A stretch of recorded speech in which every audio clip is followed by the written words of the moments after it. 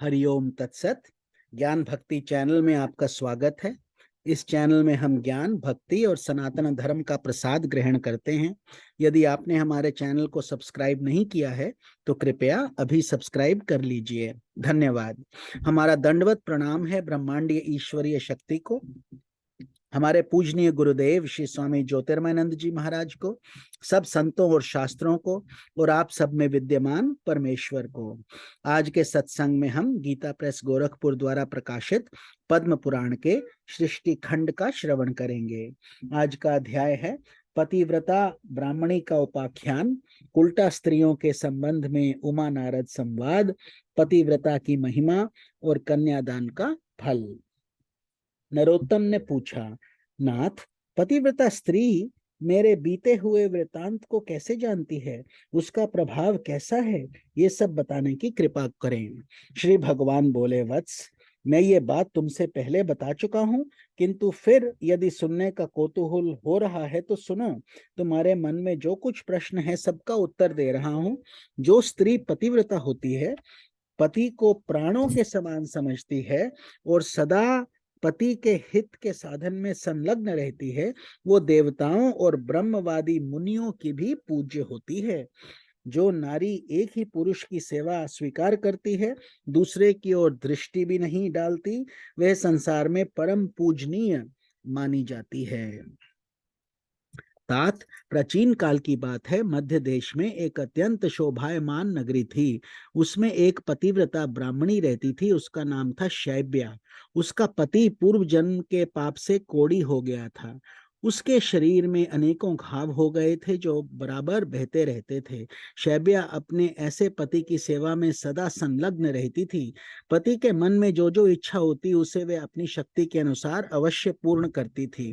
प्रतिदिन देवता की भांति स्वामी की पूजा करती और दोष बुद्धि त्याग कर उसके प्रति विशेष स्नेह रखती थी। एक दिन उसके पति ने सड़क से जाती हुई एक परम सुंदरी वैश्या को देखा। उस पर दृष्टि पड़ते ही वह अत्यंत मोह के वशीभूत हो गया। उसकी चेतना पर कामदेव ने पूरा अधिकार कर लिया। वह दीर्घ काल तक लंबी सांस खींचता रहा और अंत में बहुत उदास हो गया। उसका उच्छ्वास सुनकर पतिव्रता घर से बाहर आई और अपने पति से पूछने लगी, नाथ, आप उदास क्यों हो गए? आपने लंबी सांस कैसे खींची? प्रभु, आपको जो प्रिय हो वो कार्य मुझे बताइए। वे करने योग्य हो ना हो, मैं आपके प्रिय कार्य को अवश्य पूर्ण करूंगी। एकमात्र आप ही मेरे गुरु हैं और प्रियतम हैं। पत्नी के इस प्रकार पूछने पर उसके पति ने कहा, प्रिय, इस कार्य को ना तुम ही पूर्ण कर सकती हो और ना मैं ही, अतः व्यर्थ बात करना उचित नहीं है।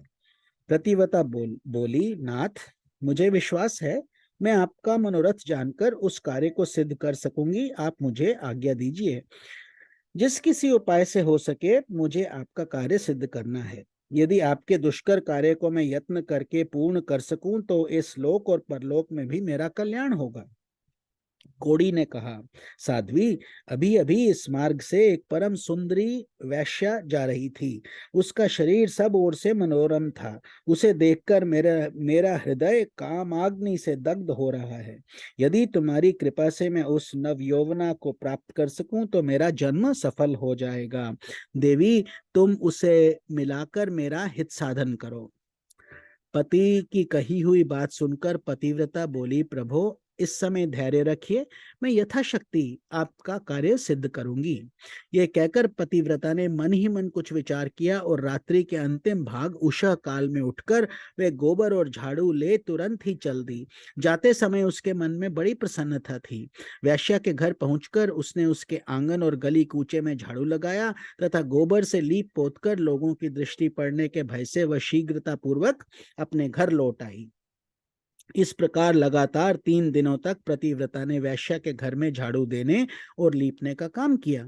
उधर वो वैश्या अपने दास दासियों से पूछने लगी, आज आंगन की इतनी बढ़िया सफाई किसने की है? सेवकों ने परस्पर विचार करके वैश्या से कहा, भद्रे, घर की सफाई का ये काम हम लोगों ने तो नहीं किया है। ये सुनकर वैश्या को बड़ा विस्मय हुआ। उसने बहुत देर तक इसके विषय में विचार किया और रात्रि बीतने पर जो ही वो उठी तो उसकी दृष्टि उस पतिव्रता ब्राह्मणी पर पड़ी। वह पुनः टहल बजाने के लिए आई थी। उस परम साध्वी पतिव्रता ब्राह्मणी को देखकर, हाय हाय, आप ये क्या करती हैं, क्षमा कीजिए, रहने दीजिए, ये कहती हुई वैश्या ने उसके पैर पकड़ लिए और पुनः कहा, पतिव्रते, आप मेरी आयु, शरीर, संपत्ति, यश तथा कीर्ति, इन सब का विनाश करने के लिए ऐसी चेष्टा कर रही हैं। साध्वी, आप जो जो वस्तु मांगे उसे निश्चय दूंगी। ये बात मैं दृढ़ निश्चय के साथ कह रही हूँ। सुवर्ण, रत्न, मणि, वस्त्र तथा और जो भी किसी वस्तु की आपके मन में अभिलाषा हो उसे मांगिए। तब पतिव्रता ने उस वैश्य से कहा, मुझे धन की आवश्यकता नहीं है, तुम्ही से कुछ काम है, यदि करो तो उसे बताऊं। उस कार्य की सिद्धि होने पर ही मेरे हृदय में संतोष होगा और तभी मैं ये समझूंगी कि तुमने इस समय मेरा सारा मनोरथ पूर्ण कर दिया है।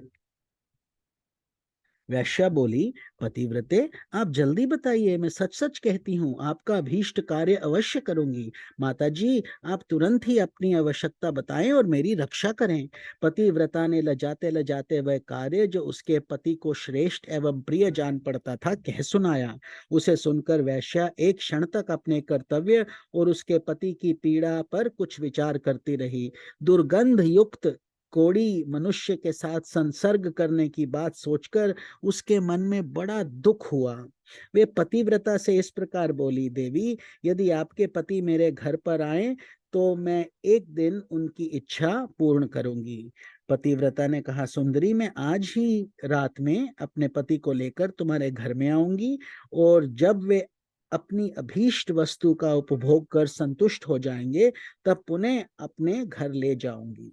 वैश्या बोली, महाभागे, अब शीघ्र ही अपने घर को पधारो, तुम्हारे पति आज आधी रात के समय मेरे महल में आए। ये सुनकर वह पतिव्रता स्त्री अपने घर चली आई। वहां पहुंचकर उसने पति से निवेदन किया, प्रभु, आपका कार्य सफल हो गया, आज ही रात में आपको उसके घर जाना है। कोड़ी ब्राह्मण बोला, देवी, मैं कैसे उसके घर जाऊंगा, मुझसे तो चला भी नहीं जाता, फिर किस प्रकार यह कार्य सिद्ध होगा।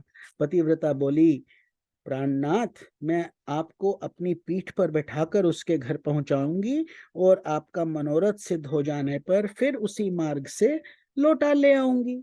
ब्राह्मण ने कहा, कल्याणी, तुम्हारे करने से ही मेरा सब कार्य सिद्ध होगा। इस समय तुमने जो काम किया है वे दूसरी स्त्रियों के लिए अत्यंत दुष्कर है। ओम नमो भगवते वासुदेवाय। तो इस कथा का श्रवण हम कल के अध्याय में संपूर्ण कर लेंगे। हरि ओम तत्सत।